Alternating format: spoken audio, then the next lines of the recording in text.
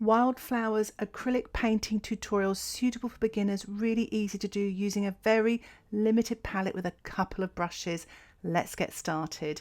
Here are the materials for a full list of the materials I'll be using in this demonstration along with a photo link. Please see the description below. So I'm going to start off by painting the background, and I'm going to use 2 blues and 2 yellows. So I'm using cadmium yellow and lemon yellow, and I'm also using primary blue and cobalt blue. Primary blue is a bit colder and makes beautiful greens, and that's what I'm mixing here. The first one with the cadmium and this one here with the lemon yellow. So you get some slightly different greens. I know a lot of people struggle with greens, so it's good to practice using different yellows and different blues. I'm really rinsing my brush here, sort of getting rid of all that sort of bright green. I'm going to use the cadmium yellow now and mix it with the cobalt blue.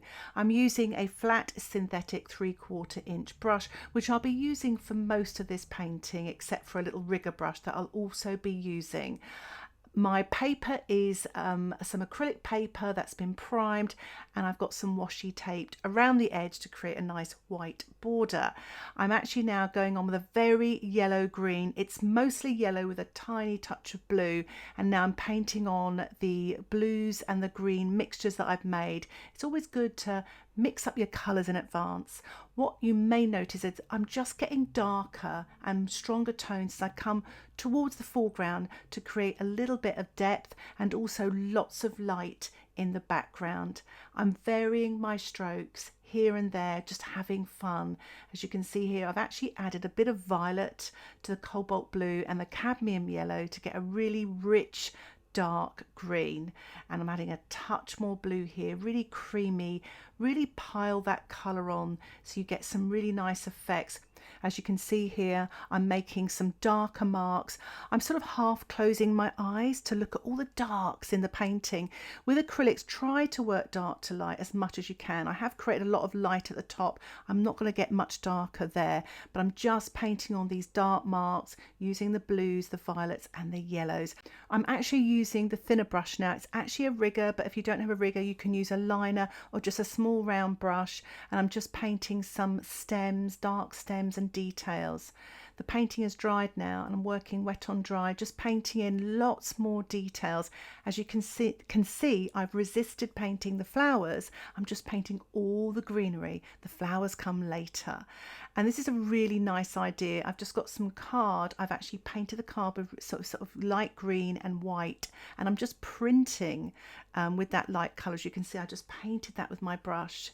Here I go again, I've changed the other end here just to get some different sort of shapes, and you can curve that card as well, so they look like stems sort of bowing in the breeze. Just really sort of enjoy it. And what I've done there as well, I've just painted the top half of that card, so you get some shorter stems in the distance as well. I'm actually now using the liner or rigger brush here, and I'm just painting some lighter leaves in here and there.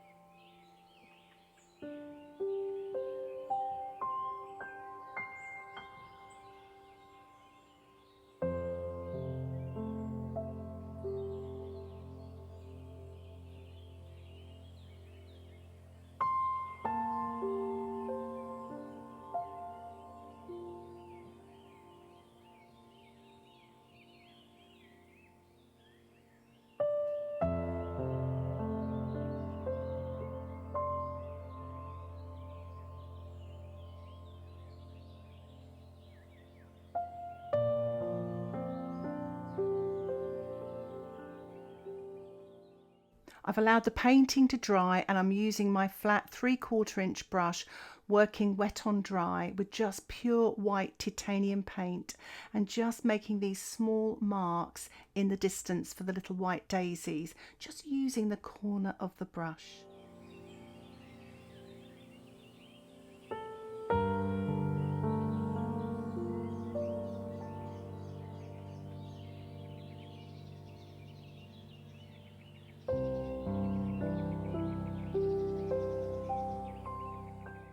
As you can see here now, I'm just using some cadmium red and pyrrole red, but any red will do.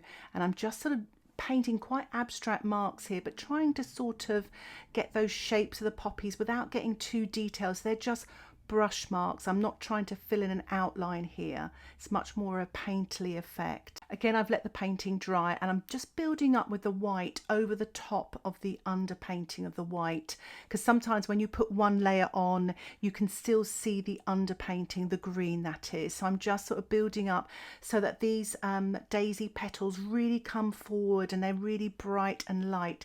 I'm mixing up a little bit of cadmium yellow now into the red. The poppies have dried, so I'm just actually painting this wet on dry, and I'm blending with my fingers. There's lots of light on there as well, so I want to get that sort of lovely orangey red light on the poppies there, still using that flat 3/4 inch brush.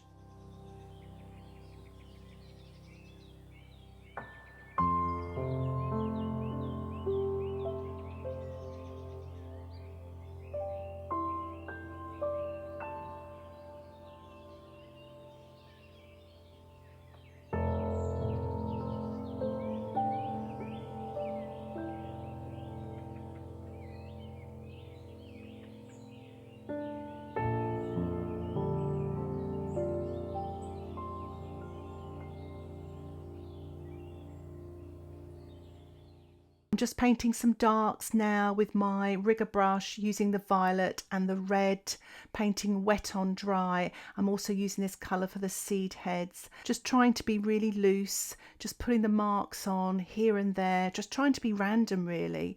And it's so much fun to do. Just keep loading the brush and you get some really nice marks. This is some yellow here, and I'm actually painting it for the centres of the daisies, again wet on dry. You can add a little smidge of red to this if you want to warm the colour up, and it's also a good idea again to let this dry and build up another layer, especially if you find your underpainting is coming through and fighting against the yellow. Again, the painting is dry. Always keep making sure you dry your painting in between stages. And I'm just painting a few more white petals with this rigger brush, just for some little highlights and details.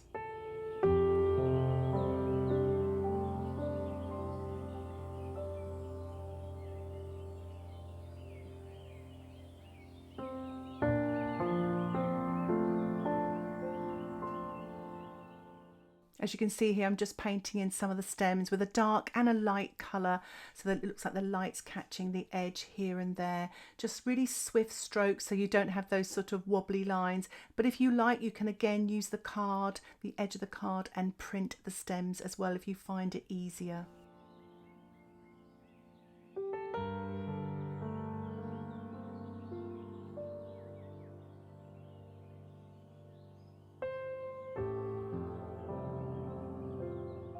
As you saw there, I'm just finishing off with a spatter of some red and some white paint, wet on dry. It just gives a little bit of sparkle, but also those little fine intricate details. I'm just removing my washi tape now to reveal a lovely white border. Thank you so much for watching this tutorial. I really hope it inspires you to have a go at painting a wildflowers acrylic painting. If you have any questions about this tutorial, please put them in the comments section below, and I'd love to hear from you, and I'll try and get back to you as soon as I can. And if you'd like to see more tutorials like this, don't forget to subscribe to my channel where you will get updates of my latest videos. Thank you again for watching. Happy painting. Bye for now.